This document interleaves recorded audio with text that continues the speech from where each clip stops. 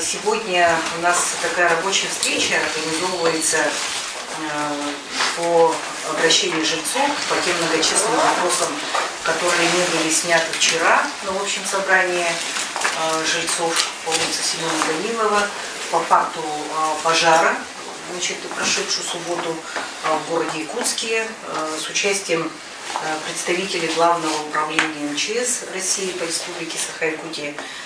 Здесь у нас участвует Рощин Евгений Анатольевич, заместитель начальника Главного управления МЧС по республике Саха-Якутия, Овчинников Сергей Геннадьевич, заместитель начальника управления надзорной деятельности Главного управления МЧС по республике Саха-Якутия, Верховцев Ким Алексеевич, начальник отдела надзорной деятельности по городу Якутску.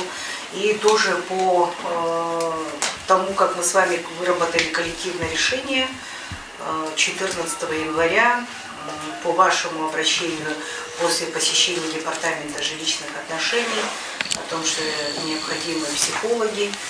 На сегодня я думаю, что хочу представить Куприянову Александру Ивановну, психолога ВКУ, ГУ МЧС, для того, чтобы мы с вами здесь тоже провели, получили ответы на интересующие нас с вами вопросы, и уже, Александра Ивановна, можете в индивидуальном порядке подходить для того, чтобы можно было бы получить квалифицированную психологическую помощь. И давайте мы, наверное, предложим такой порядок работы, сразу приступим к вопросам и конкретным ответам. Нет возражений? Меня зовут Лохапина Алена, я являюсь родственницей квартиры номер 12, которая была Семена Данилова, 5/2. И у нас такой вопрос. Сегодня мы получили донесение о пожаре, справки, в которых было указано то, что место возникновения пожара – квартира номер 12. И тут же следом написано то, что она находится на 2-м этаже. Наша квартира находится на 1-м этаже.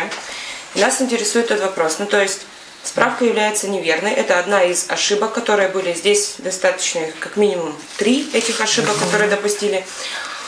Насколько это опасно в дальнейшем? Потому что полдома получили эти справки. Полдома отправили эти справки в соцобеспечение, в ДЖО, то есть куда они требовались. И насколько это может потом оказаться в нашу сторону? Я отвечу. Ошибки эти, там есть и субъективные, и объективные причины, мы их не отрицаем. В донесении о пожаре внесены уже изменения, уже внесены все жильцы по докладу начальника отряда, там группа в соцсетях, в том числе по соцсетям оповещены, что необходимо, что внесены изменения и нужно получить. 4 уже получили, для остальных, кому потребуется, уже исправленные донесения, они готовы. Можете их получить и повторно направить в те органы, куда вы их уже успели отдать. А то, что вы их уже отдали, это не опасно. Это чисто техническая ошибка. Поэтому, пожалуйста, подойдите и получите эти документы исправленные. Дело в том, что мы получили, наверное, мы из этих 4 человек, которые получили исправленную справку. Но здесь просто убрали место возникновения пожара, уточняется, его нету. Там изменен год постройки. Года постройки в новой справке нет вообще. Старый, который мы получили изначально, был 50-й. Да. Сегодня уточненная информация пришла с мэрии, он 82-го, если не ошибаюсь, года постройки. В новой справке, которую получили мы, года постройки нет, а место возникновения пожара уточняется. Год постройки это, по сути, несущественно, не указали, потому что не было информации из мэрии, видимо. Хотя сотрудник спрашивает. А место уточняется. Поначалу была написана 12-я квартира, потому как я понял, сообщали из 12-й квартиры, звонили на 01. Поэтому зафиксировали или по прибытию первыми, кто встретил пожарные подразделения, были, может быть, ваши, или вы, может быть, там, с 12-й квартиры. Это правильно, уточняется, написали ввиду того, что сейчас назначено несколько видов экспертиз пожарно-технических. Место очага пожара будет уточнено, и поэтому в данный момент мы конкретизировать не можем. конкретно указать, в какой квартире возник пожар. Именно в донесении я имею в виду. Да. Здесь тоже написано фамилия, имя, отчество лица, обнаружившего пожар и способ сообщения в нем пожарной службы. Гражданин Иванов, номер телефона. Гражданин Иванов не имеет никакого отношения к нашей квартире. То есть это этот человек, как я понимаю, сообщил пожарную службу о том, что идет пожар. Так вы же сами говорили, что вы кого-то попросили. Кто-то сообщил. Ваш муж вышел и кому-то сказал, что вы позвонили, да? Это зафиксировано на центральном пункте пожарной связи. Соответственно, это отражено в донесении. Все. 12-ю квартиру оттуда убрали. Я начальника отряда предупредил, сколько вам нужно экземпляров вы получите. И если у вас, вы когда туда придете, если у вас опять же возникнут вопросы, чтобы вам не бегать по 20 раз, вы сразу там на месте задавайте вопросы. Если какие-то будут проблемы, напрямую ко мне обращайтесь. Ну вот мы получили почти 3 часа, да? Это значит, мы еще раз должны подойти, да, еще будет исправление. Мы подошли, взяли уже исправление. Взяли уже исправление? Да, около 3 часов мы взяли уже исправление. Ну а в окончательной версии, значит, и будет написано, то, что место возникновения пожара уточняется. Да, все. А мне вообще кажется, что эти справки можно просто откопировать, да? Это не справка, это донесение. Донесение. Можно откопировать. Можно откопировать. Там был вопрос, по-моему, насколько я знаю, что печать там заверена. На данный вид документа печать не ставится. Да, она без печати, да. Нет, если кому-то нужно, то ты пусть берет. Просто люди заволновались из-за того, что... не правы, квартиры влияет роль, если вы сейчас будете оценку делать, как на каждую квартиру. Если это судебные дела там, и так далее, то это да. А если просто подтвердить факт, нет, ну, желательно, конечно, подойти и исправленный вариант забрать. Да, для меня это играет роль. Почему? Потому что когда будет оценка, вот именно и этого... эта 12-я квартира, я потом не докажу, что она у меня на 1-м этаже была. С какого этажа был пожар начал? И кто совершил эту ошибку? Либо... Я за своих коллег приношу извинения, кто там техническая ошибка, там одна ошибка не по их вине была сделана, одна там... Ну вот эта ошибка, мне кажется, это очень... То, пожалуйста, подойдите, исправленные все документы заберите. Если будут проблемы, я говорю, к начальнику отряда, или ко мне прямо напрямую обращайтесь. Всю необходимую помощь мы окажем. Оказывается. Нужно понимать, что это документ предварительный. Это первичный документ, да. То есть... Потому что пока по этому пожару еще будет проводиться проверка. И там, в ходе которой будет установлена и причина, и очаг, и все остальное. Главное, чтобы он потом не стал основным. Нет, он не будет основным, это не основной. И потом начнется от этого... Нет, это не основной. Основной документ пожара. Это постановление следственных органов дознания, основной документ. Нет, ну главное, чтобы потом не с этого документа было констатироваться уже все параметры пожара и вся причинно-следственная связь. А вот можно вопрос, да? Вот у нас дом такой длинный, вот такой длинный, да? У нас сзади, ну еще с советских времен, кладовки стояли у каждого. Потом, значит, садик начал возмущаться, что типа вдруг что-то там случится и ваши кладовки здесь. У нас их все смели, потому что тут гидрант. У нас там пустое место, все смели. Они поставили гидранты, там садик, да, поставил? Да, гидранты поставили. И ни одна пожарка не зашла и не тушила с этой стороны.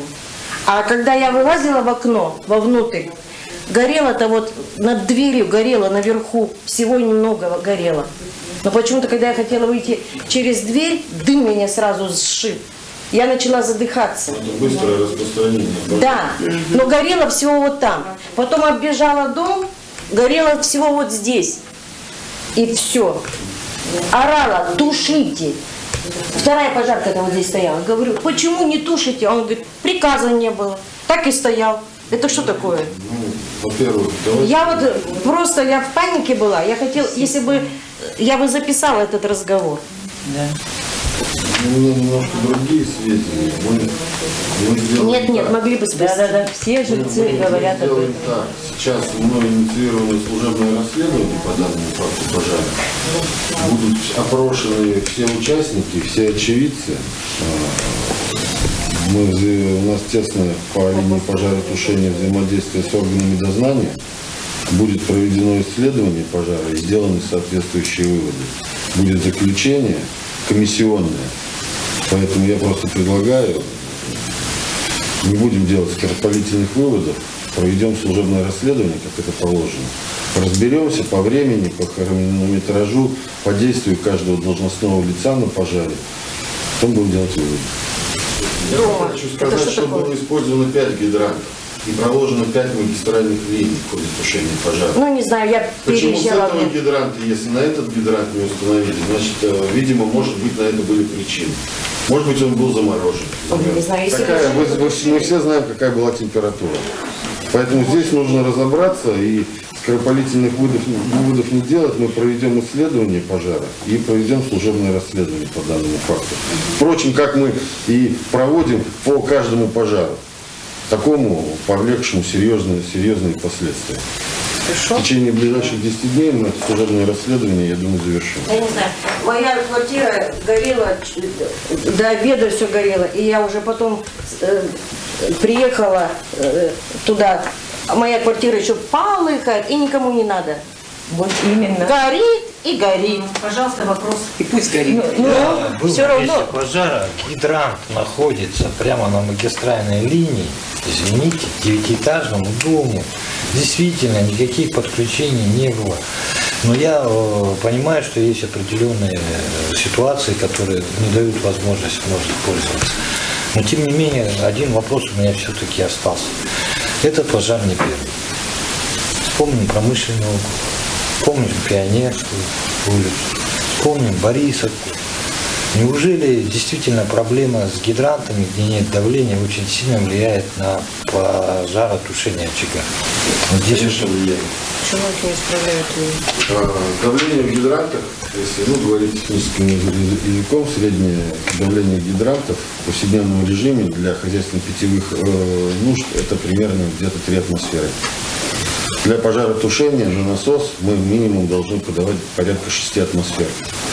То есть водоканал должен поднять давление в гидрантах минимум где-то до 6 атмосфер. Понимаете? То есть давление на водоисточники, естественно, оно оказывает большое влияние на пожаротушение.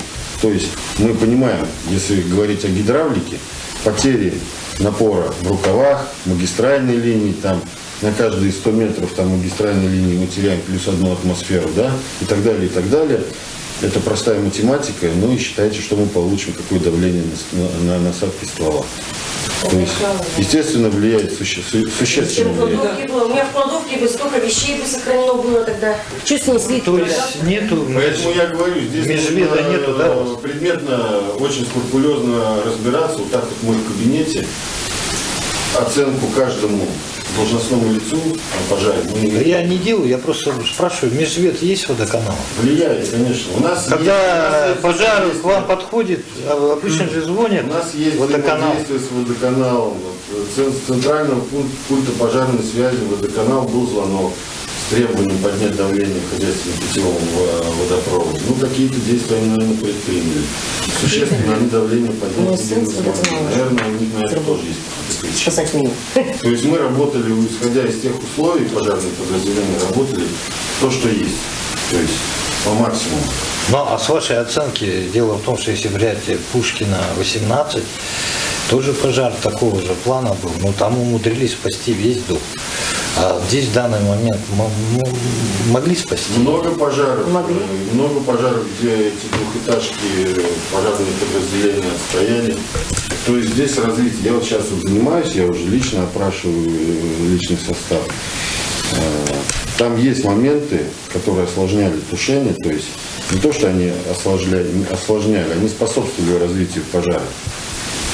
То есть когда тушили правое крыло, да, уже думали, что его локализуют там, именно в тех, практически в тех рамках, в тех размерах, которые были на момент прибытия первых подразделений, там 2 цистерны прибыло. Потом пожар выскочил совершенно в другой стороне. Он распространялся по пустотам, видимо, были пути распространения пожара. У вас перекрытие там пустотные. Дом сухой. То есть правое крыло, и сами понимаете, середина не горит, и открытым огнем начинает, если я не ошибаюсь, с северной стороны, то есть не с фасада, а с обратной стороны появилось открытое горение. пути распространения пожара, условия способствуют. Пожар очень сложный процесс, это все нужно изучать. Сейчас смотреть предметно по каждому действию. Первого руководителя, второго руководителя тушения пожара, третьего руководителя тушения пожара. Очень много людей на момент прибытия просило о помощи. На первом и втором этаже личный состав был задействован на работу с ручными пожарными лестницами. В это время организовывались звенья газозащитной службы для того, чтобы войти со средствами защиты органов дыхания внутрь здания, чтобы обследовать помещение, внутреннего помещения дома. Но защиты-то у них не было дыхания. Почему? Потому что не было. Я вам объясняю. Это вы то, что видели снаружи. Снаружи личный состав, естественно, работал без средств защиты органов дыхания для того, чтобы быстрее работать с ручными пожарными лестницами, выводить и спасать. Там было спасено порядка 15 человек в пожаре. Я уже не говорю о тех, кто там, кому самостоятельно помогли эвакуироваться и так далее. А внутрь помещения заходили звенья газозащитной службы, средствами защиты органов дыхания. Внутри-то они работают со средствами защиты органов дыхания, понимаете? Они бы там не смогли фактически работать. Физически бы не смогли работать, если бы они туда не зашли. По итогу там более 8 звеньев ГДЗС работало по итогу, более 8. А на первоначальном этапе, естественно, там прибыло 10 человек, водители на насосе, прокладка магистральных линий, остальные 5-6 человек на работу с ручными пожарными лестницами спасения людей и создали, соответственно, из практических возможностей первые два отделения, которые прибыли, они смогли создать одновременно с этими работами одно звено ГДЗС, которое, естественно, пошло внутрь. После этого там через 5 минут прибывает второе подразделение, сразу же создаются еще 2 звена ГДЗС. И у меня весь хронометраж есть.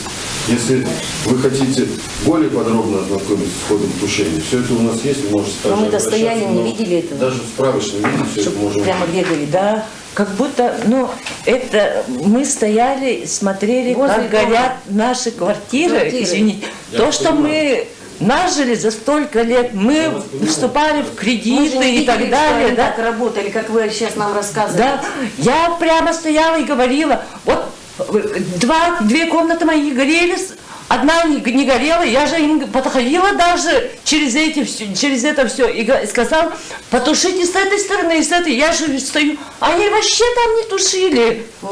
И они мне сказали, вы что хотите, туда зайти? Как они так у меня спрашивают? Почему я туда на второй этаж залезу, что ли? Как я залезу туда? Я вас прекрасно понимаю. Понимаю ваши эмоции. Но вы поймите, что... Нет, я стояла и видела, что они тушили под моей квартирой. И струя воды, даже в душе нет такого напора. Извините меня, потому что там уже не горело, а не просто тлело, наверное, где-то. Я вам уже пояснил, понимаете? А потом только они увидели, вообще там, у меня есть фотографии, потом только они стали тушить вот этот второй этаж, где уже ничего невозможно было вытащить. Я вам еще раз объясняю. Первоначально действия личного состава были сосредоточены на обследовании помещений дома и спасении людей из окон. Это раз. Потом, нет, это уже к 11 часам было. Вы меня теперь послушайте, хорошо? Я понимаю суть вашего вопроса, понимаю ваши эмоции. Потом один сказал, второй сказал, этого же пожарного поймал, третий на пожаре. Вы поймите, что личный состав, это будет бардак на пожаре, если личный состав будет подчиняться каждому, не участнику тушения пожара. Личный состав на пожаре по законодательству подчиняется руководителю тушения пожара. Этому пожарному он же не стоял, ему, наверное, командир поставил какую-то задачу. Правильно? Об этом я вам и говорю. Потому что мы оценку действиям каждого участника тушения пожара дадим в ходе служебного расследования. Потом только когда я же стояла, слышала, потом они сказали, дайте давление, потом только они подняли. И как они туда поднимали? Вот эту лестницу так долго с той стороны несли, или мы так хотели ускорить это все действие, может быть, не знаю, это на психологическом уровне, наверное, сейчас я думаю. Как они так долго эту лестницу прокладывали ко второму этажу? Всегда кажется долго, это не первый раз, и мы это каждый раз. Может быть, и замерзли, не знаю. Поэтому, если у вас есть вопросы, я говорю, вы можете обращаться ко мне, я даже не против. Вот там были даже высказывания, что там пожарные на пожар, к примеру, приехали без воды.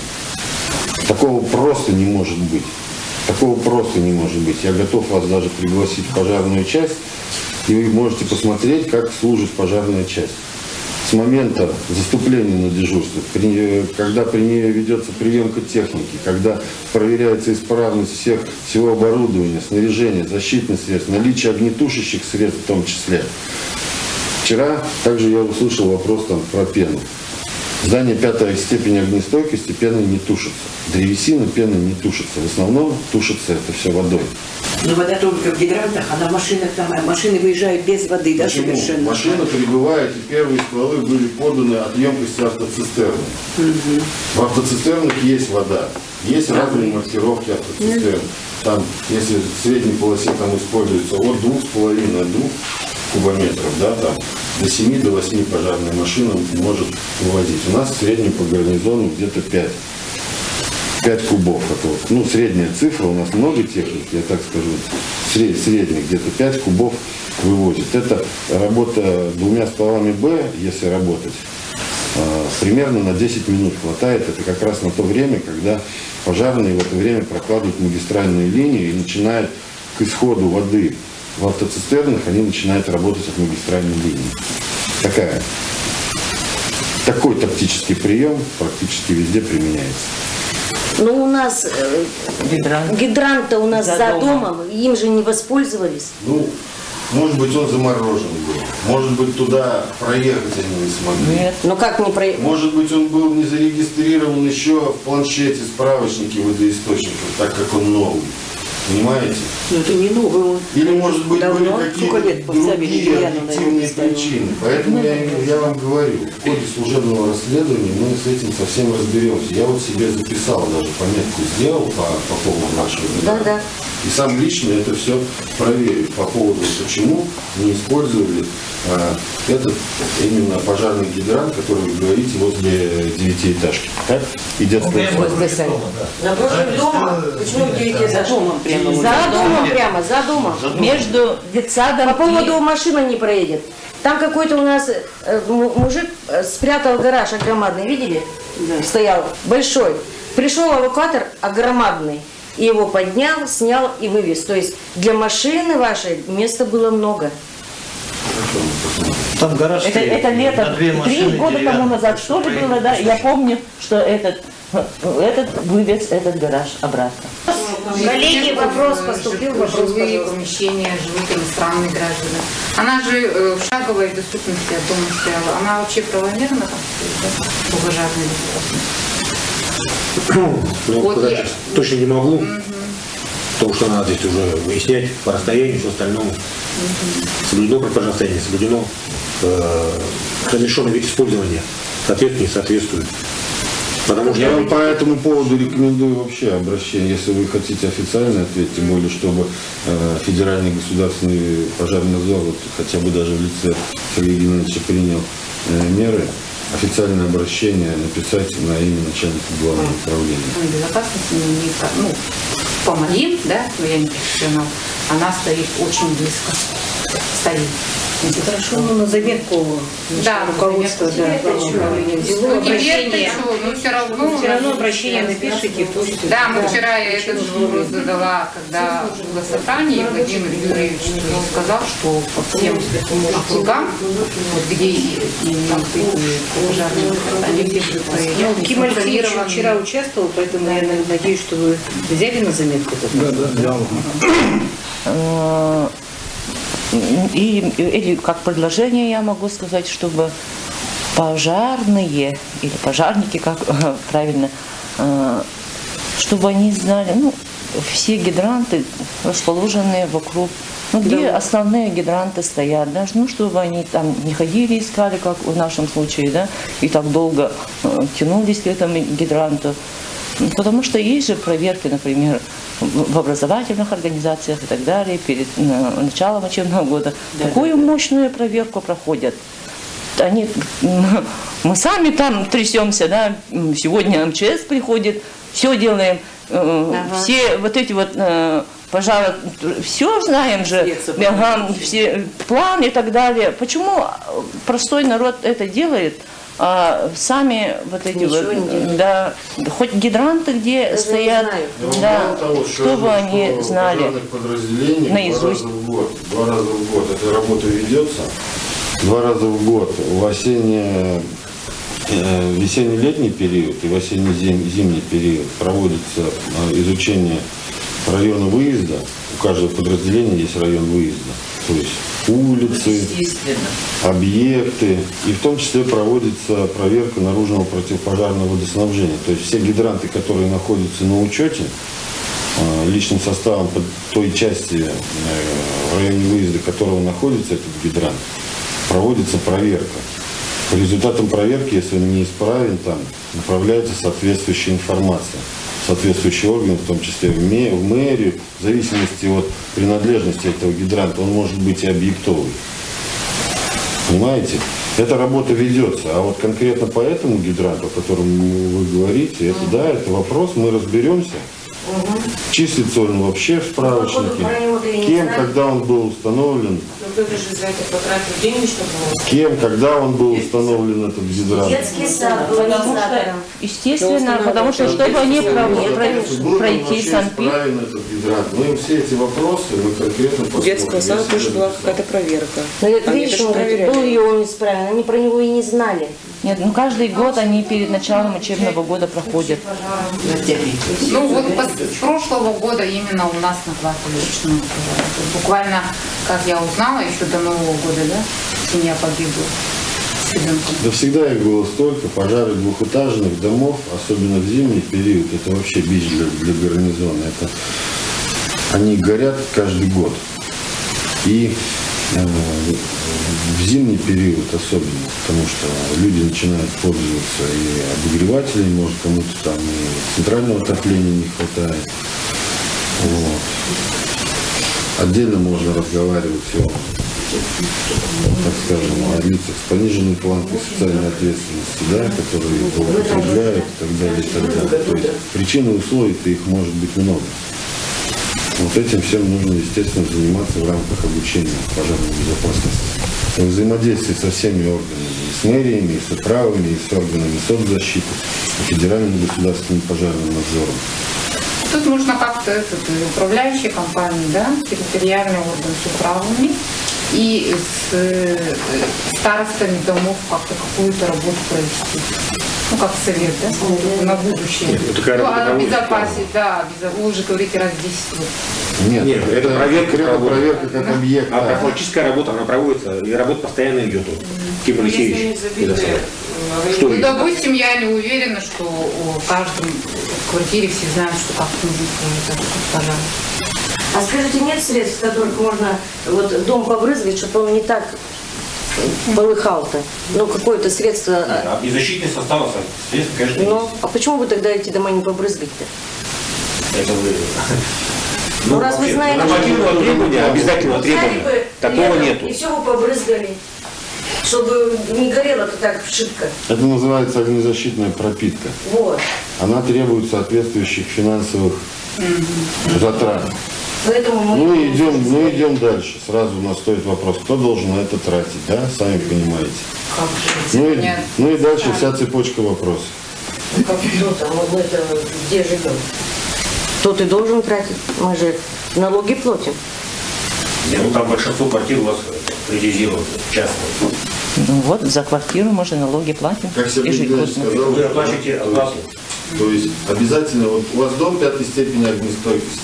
Нет, то есть приватизировано также за все. Нормам и требованиям, этот жилой дом, там в законе нет обязательного требования, что он должен быть пропитан. Если бы там было обязательное требование, то, соответственно, мы могли бы, да, требовать от собственника объекта написали бы ему предписание, и он был бы обязан провести огнезащитную пропитку конструкции. Если нет обязательного требования в законе, то все, уже извините. Знал, что он подвержен вот такой опасности, и вы бы предложили ему, давайте твою квартиру тоже побрызгаем вместе с муниципальным. Вы думаете, они были бы против? Нет. У нас мэрия же ведет работу по оснащению таких двухэтажных домов пожарной сигнализацией, места общего пользования. Почему там? Никто же к себе в квартиру не хочет ее завести и подключить. Почему? Я хочу. Ну вот вы отдельно хотите. А вас Я тоже.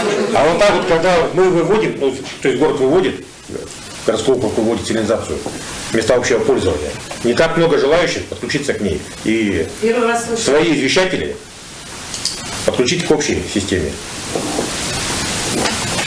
Вот я первый раз слышу. А в деревянных домах устанавливается такое? Да, городской округ такую программу ведет. Ну, до нас не дошло. У нас нет вообще. У нас 45 жилых домов смонтировано пожарной сигнализацией на сегодняшний день. Но по состоянию до вот, субботу КЧС было совещание в администрации. В исправном рабочем состоянии 38 жилых домов. То есть остальные, вот из 45, 38 исправные, 7 неисправны. Да. Ну, это у нас уже наблюдается, постоянно вот сколько-то домов не работает. Ну, вот по вине жильцов, конечно. Кто-то в подъезд заходит, кто-то ломает, все равно собираются же люди. Это из 612 деревянных домов в Якутске. 45. 612 и 38. Но это не обязательное требование. Это исходили из того, что это физическое мероприятие. Что очень часто двухэтажки горят и горят большими последствиями. В том числе и с гибелью людей, и с травмированием людей. Поэтому приложение такое было для администрации города Якутска, чтобы установить и вывести всю эту сигнализацию на ИДДС, единую диспетчерскую службу. Чтобы при сработке сразу сигнал идет на ИДДС. Нет. Это просто капиталистическое мероприятие такое было предусмотрено с целью снижения количества пожаров и последствий от них. Конечно, город не может наверняка это все. Сигнал бы к вам пришел, что толку? Вы тоже вы же приехали-то быстро, по идее. Просто не потушили нифига. Они потушили, потому что было позднее обнаружение и сообщение. Так куда позднее? Но у меня фотографии есть. Там вот немножко горело. Потом больше и больше. Когда я вылезла из своей квартиры в форточку, я оббежала дом, пожарка уже стояла. Подождите, Это сколько время было? Снаружи вышли. Без 15,8. А, ну правильно. 7:30. Я Диме звонила, уже огонек, все, да, у меня если полная вы квартира снаружи, была и дыма. если вы уже Дышать видите, было что нечем. пламя вышло наружу уже, даже если это небольшой огонек, мы же все понимаем, значит, внутри горит-то намного сильнее, раз уже огонь вышел наружу.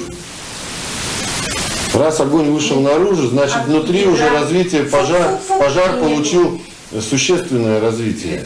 Если уже открытый огонь снаружи здания, понимаете? Это в любом случае.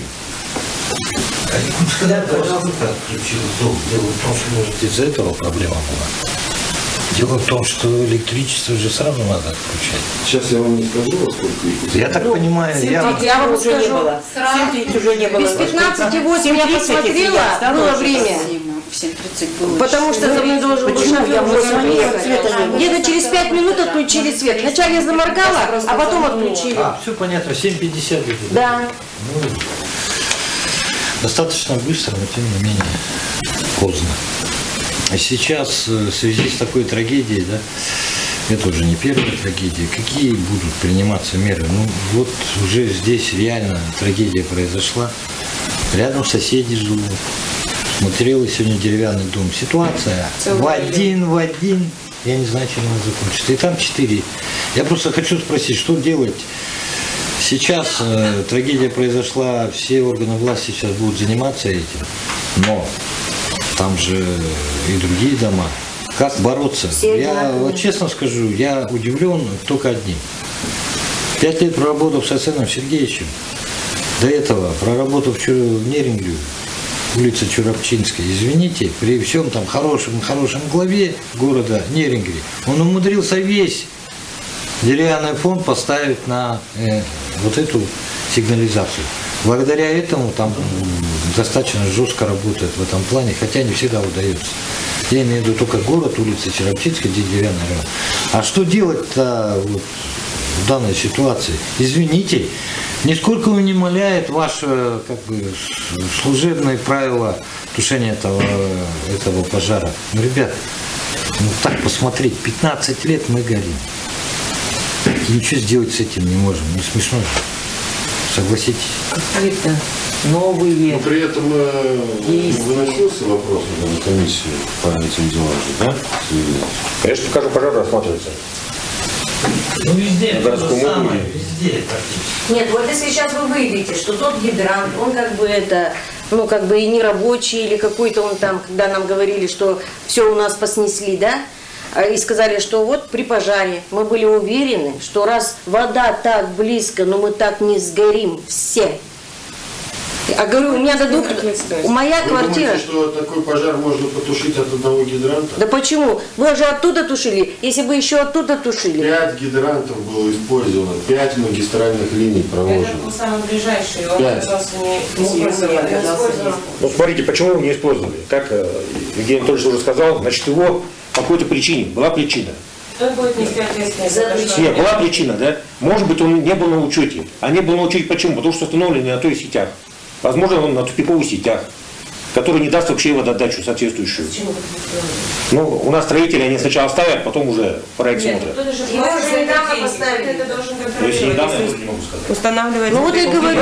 Все Гидрант поставили установят, они вот по надзору, по требованию надзора вашего. Коллеги, давайте мы сначала с этим гидрантом разберемся. Да. Но вода там текет и очень хорошо, я Потом вижу. будем искать крайнего. Ну да. Хорошо там текет. Поэтому сейчас, я думаю, нельзя так вот как бы... Когда вы завершите проверку, Я же уже сказал, где-то в течение 10 дней мы закончим. рабочих, календарных, поэтому непонятно, для меня непонятно. Поэтому я уточняю. Рабочих. 10 рабочих. Давайте скажем, 10 рабочих, чтобы точно было, чтобы никого не... Вообще служебное расследование проводится в срок до 30 суток. Тут мы постараемся ускориться. Хорошо. Ну, пожалуйста, объективно, а не только в свою сторону. Вы понимаете, что у нас какое горе? Это страшное дело, я в одних трусах осталась. Это благо вот сейчас шубку мне, ЖЭО, помог мне шубу приобрести. Ну как? Округ. А это кошмар. У сына все сгорело, у меня все сгорело. Как? Так у нас Как? все сгорело. Как? Мы же вообще остались так же в таких трусиках, в одной рубашечке. Ну? И все, больше ничего нет абсолютно. И сейчас, конечно, я понимаю, что каждая организация хочет свою честь защитить как-то. И, мне-то, видите, еще разговор идет, что про жилье вроде как и забудьте пока не. А где мне жить? Про жилье забудьте. Потом предложили черти что, какой-то этот маневренный вариант. Общага, вот такая комнатка, ни туалета, ни ванны, почему я должна там жить? И все говорят, если ты туда только ногой вступнешь, все, там и сдохнешь. Никто больше тебе ничего не даст. Никакой маневренный мне этот вариант не нужен. Дайте мне дожить спокойно, нормально, в хороших условиях. Я всю жизнь работаю, всю жизнь налоги плачу. У меня муниципальное жилье. По закону вы мне должны дать, потому что вот так произошло. Дайте мне, пожалуйста. Я не хочу больше страдать. Так, вопросы к руководству, представителям. У нас у всех, наверное, вот такой вопрос. Сейчас будет расследование, да? Расследование будет, да, какое-то. Не в нашу. Ладно, и пусть даже не в нашу, виновник пожара, причина пожара, да, я не знаю, виновник пожара будет или не будет. И если будет виновник пожара, да, то он какую-то ответственность должен нести или нет? Кто его найдет? Ты что, с ума сошла? Вообще-то нашли уже сегодня 12 Тебя нашли? Суть вообще проверки здания пожара, это выявление очага пожара и причины. А исходя из этого уже опять возможно определить и уже виновное лицо, которое, в результате которого действий, в результате которого возник пожар. Значит, если все-таки в ходе проверки по данному пожару будет выявлено виновное лицо. И будет иметься соответствующая доказательная база, да? Да. Значит, вообще, ведение этого дела, оно передано в следственный отдел, ведем не мы, а Следственный комитет ведет. Поэтому здесь объективности мы никак повлиять уже в этом случае не сможем. От нас тут только все эти экспертизы, исследования, ТПЛ идет. Мы уже осмотры, объяснения, все, возможности взяли и уже передали. Поэтому мы повлиять не можем. Поэтому здесь будет, насколько понимаю, более объективно. Все пожары с гибелью людей, они передаются, Следственный комитет они ведут. Не мы ведем. Нет, если выявится, кто виноват, то Ну, что? естественно, он будет нести ответственность. Это уже в судебном порядке. Ну, а как он несет ответственность, например, вот перед 32 квартирами? А если проводка, если это ЖЭО виновата, то мы все хором заедем в их квартиры, они пусть в маневренном живут. Но у нас есть закон. Мы живем-то в правовом государстве. Естественно. У нас есть закон. И в соответствии с законодательством, если будет выявлен виновник, он будет нести ответственность. Проводка это однозначно. Понимаете? Есть закон, как возмещается, вы имеете право, будете иметь право предъявить свои требования к возмещению ущерба к этому виновнику. Но все, я опять же подчеркиваю, в рамках законодательства нашего государства. Ну вот мы это законодательство как бы не знаем, потому что впервые столкнулись, поэтому у всех такие вопросы есть. Поэтому мы хотели бы услышать, что, как виновник, как виновник несет ответственность перед... Вот. Ответственность – это административный у нас есть уголовный кодекс Российской Федерации, да? А возмещение ущерба в порядке гражданского процессуального законодательства. То есть в любом случае определяет суд, выявленный. Пожалуйста. Я для вас, читайте статью Конституции номер 52. Там все написано. Согласно этому вы идете в следственные органы и пишете сразу заявление на материальный ущерб. Там независимо же идет. Когда потерпевший будет установлен, там уже решает суд, с кого взыскивать. То ли это будет, кто там будет определен. Статья Конституции, четко там все расписано, в принципе. Я думаю, Светлана Михайловна подтвердит, да? Да, подтверждаю. Поэтому сейчас нам люди, добрые люди, перечисляют нам, которые люди пострадали от этого пожара, перечисляют нам деньги, да? И мы их не тратим группой, не тратим, на адвокатов держим. Потому что это же не так просто отстоять свое жилье. Ну, сейчас главное, вы возьмите экспертную оценку, может кто-то застрахован, откуда мы знаем-то? Кстати, у кого кредиты, это очень влиятельный орган вот сидит, от него зависит, приостановит вам выплату кредитов или нет. Я правильно говорю? На работе. Суда, тем более, я еще раз говорю, от экспертной справки по причине того, между что... прочим, да, у меня 2 кредита, между прочим. Я просто вам поясняю. Я же покупала мебель. Новую справку дадут. Нет, у нас есть суда для покупки этого жилья, была взята на работе, 500 000 рублей в сентябре месяце. Поэтому я прошу просто наших дорогих МЧС очень серьезно к этому подойти, потому что каждая квартира, каждый долги. У кого-то же есть ипотеки. Ипотеки кому-то надо давать. Но согласно этой справке очень многое зависит. И действительно, может быть, хоть так мы поможем потерпевшим. А в случае, если причина возникновения пожара все-таки будет электропроводка, тогда кто несет ответственность? Служащая организация. ЖЭО. ЖЭО, да? У кого Юнион у вас? Они вообще ничего никогда не предпринимали, абсолютно никогда. Ну, давайте так, это уже городской округ. Юнион это очень... Там уже все понятно. Ну, тогда Юнион нам что-то должен или нет? В настоящий момент. Что сказать по поводу? Ну, если, я спрашиваю. Ну, это потом загадывать пока. Давайте дождемся, когда уже будет завершено дело, рассмотрим все документы по пожару. Только потом выдадут справку, и тогда уже по поводу кредитов, да, можно туда уже обращаться. Вот у меня сын, допустим, уверен, что это поджог. Вот уверен. Говорит, пишут там от какого-то окурка. Да какого окурка?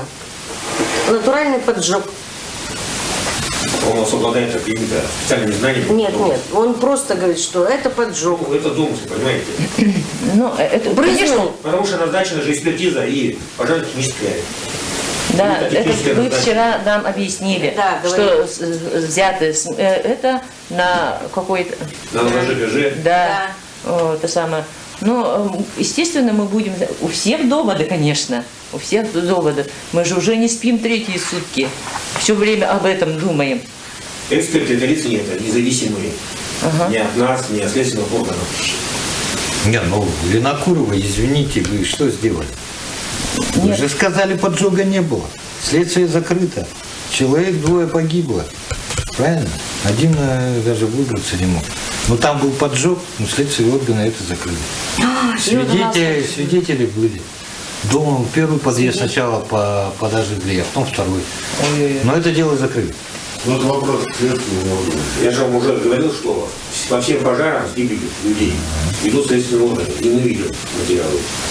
То есть вы назначаете только экспертизу, и на основании этой экспертизы... документы собираем и передаем следственным органам. То есть вердикт выносит следственный орган. Если они объективные, дадут показания-то. Это вы давать будете, наверное. Вы все ищете, ну, мы-то подвох обязательно. Конечно.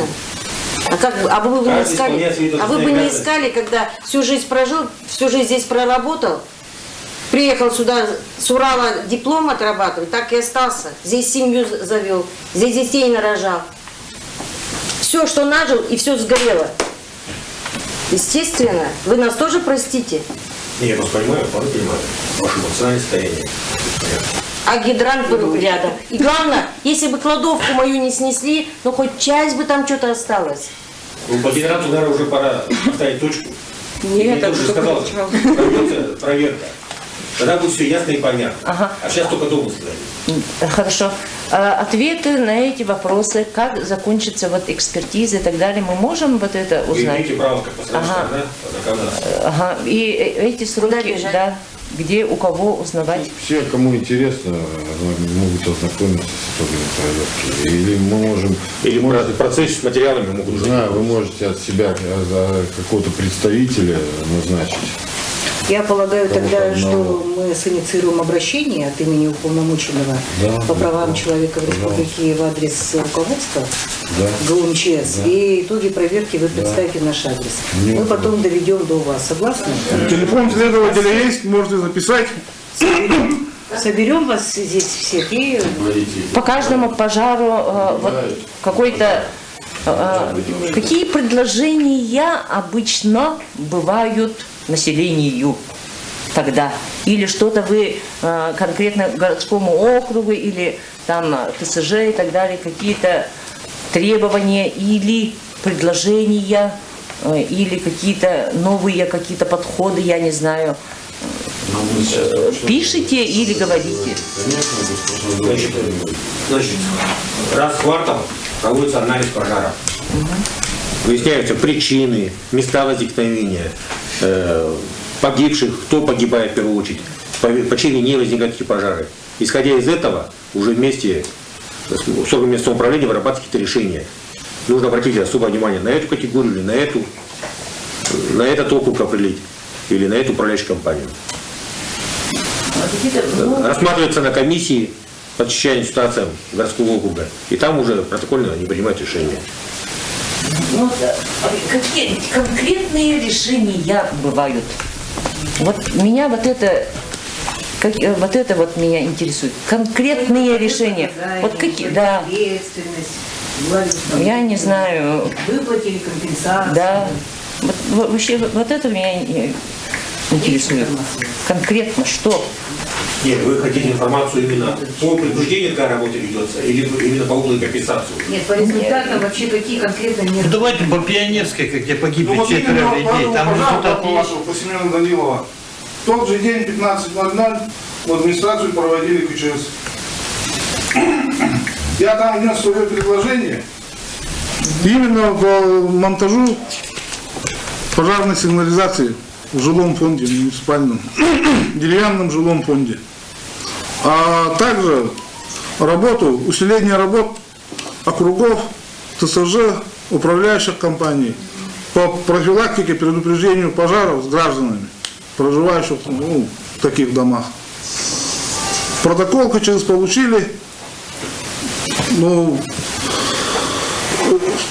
данном протоколе уже выписано, скажем, да, учтены, да. Срок до 1 марта каждые округа должны внести свои предложения по монтажу пожарной сигнализации. Насчет профилактики с гражданами, по беседы, инструктажи по предупреждению пожаров. Округа ТСЖ управляющие компании уже начали. В протоколе КЧС это все указано. Хорошо, то есть это и источники финансирования же, да? Да. Ага, естественно, это же все.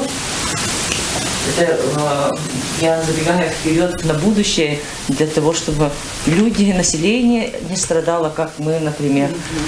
Столько людей. В протоколе отражено давление в гидрантах. Извините, конечно, что-то так понял, что нет. Решение КЧС? Да. Нет, решение КЧС, конечно, нет. Ну как так? Я, извините, я вам справочку дам. Город без пыли был где-то? Был. Инициировали проверку по промышленным округам. Проверили деревянные дома. Из 100% гидрантов рабочих оказалось 37. Это ваша работа. А вы 10 лет проверяете. Вопрос другой. Там стоял вопрос о поливке водой, от пыли, чтобы не так сильно это. Оказалось, даже там, где Бескужево-Марлинского, нет давления. Я сегодня говорю о том, что есть. И мне очень сильно интересует ваше взаимодействие с водоканалом, который даст давление или не даст давление. Сгорите вы и не сгорите. Согласитесь, это неправильный вопрос. И второй вопрос, что энергетические сети самого Иркутскэнерго, даже в районе ГРЭС мы проверили 2 сети. Извините, ребята, это ваша работа. Но там так линии провисают, что сам Бог велел загореться. Такая же ситуация в нашем дорогом 17-м квартале. Можно говорить все, что угодно, да, но народ-то заходит себе в подъезд, он все это видит. И мне кажется, говорить о том, что 10 лет мы проводим проверку, это неправильно. А куда обращаться? Вы понимаете, мы же понимаем, что каждому оголенному проводу инспектора не приставишь, правильно? Ну я-то знаю, что вы сократили штат пожарных инспекторов. Это не мы сократили, это вопрос другой, давайте мы об этом сейчас не будем. А как обращаться? Решения принимались о сокращении не здесь. Я про то, что 17-й квартал только на КЧС, даже ваши пожарные сигнализации это не спасут этот вариант. Проверено же. Но они тоже ничего сделать не могут. Можно ли решить эту проблему более глобально? И это я к тому, что может ли ужесточить Госнадзор наказание управляющих компаний, тех же недобросовестных жильцов, которые у нас, извините, пьянствуют, сдают квартиры. Извините, но я могу привести пример участковый, который даже знает по квартирам, где что происходит. Нельзя ли провести проверку 17-го квартала и в денежной форме уже заранее оштрафовать виновников будущего? За то, что он употребляет алкоголь? Нет, я имею в виду, управляющая компания «Юнион», там их 5. Я был во встрече с заместителем главы наших дорогих жильцов до Нового года. Этот вопрос подавался о работе управляющей компании. Но они, извините, даже говорят, мусор вывезти, а они говорят, у нас машин нету. Да. А вы говорите, там вопрос стал об электриках. У них электриков нет. А вы говорите о пожарной безопасности. На сегодняшний день я прошу МЧС принять очень серьезные меры в этом плане. Если мы их накажем в том или ином виде, да, в лице вас, я думаю, тогда они зашевелятся. Потому что если УК не принимает решение, ТСЖ и так далее, то глава города должен будет отвечать за это. Но извините, вы же прекрасно знаете ситуацию. Когда мы с Бубиновым 5 лет назад просили закупить эту сигнализацию, этого не произошло. 2 года не произошло часть. Вот на 3-й год, 4-й только начали что-то закупать. Но там проблема была, кстати говоря, поставщика сигнализации. Потому что это специфическая вещь, она не срабатывала на морозах и ветрах. Это же было. Я честно скажу, у меня весь материал есть, со мной спорить бесполезно. Я вам на видео прям предоставлю, что было, как было. Я поэтому и говорю, что на сегодняшний день, может быть поздно, но может быть давайте примем факт того, что надо ужесточить контроль за деревянным жилым фондом в городе Якутске. Потому что маневренного фонда даже на них не хватает. А у нас, кроме этого, еще 612 аварийных домов, которые ветхих мы должны переселить в течение 2-3 лет. А как они гореть-то будут? Потому что каждый хочет получить новую квартиру. Согласитесь? И у нас проблема в этом плане. А народ-то гореть будет, только шуба стоять будет. И сейчас данный пожар показал о том, что надо принимать экстренные меры.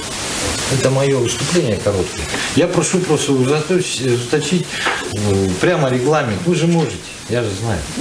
Вот, наверное, требования к Якутск-Энерго, или я не знаю кому, чтобы вот эти вот щитовые у нас стояли, да. Извините меня, любой прохожий там может вот это включить, выключить. У нас щитовая это 2 раза горела, да? Скажи. Нет, естественно, нет. Надо что-то принимать, я не отменяю. Так, чтобы вот до этих щитовых никто не добирался, кроме вот соответствующих лиц, например. Потому что вот эти вот, когда мы заселились в свою квартиру, когда я купила, да, эту квартиру в 2010 году, естественно, там все провода были, ну, алюминиевые, да, а когда как Якутск-Энерго с нас требовал что-то. Ну, я еще молодая была, я вообще ничего не знала. Так как я купила себе квартиру, так как у меня вообще ничего не было, но все равно я провела всю проводку новую, которая требуется, естественно, вот с этими каналами и так далее, да.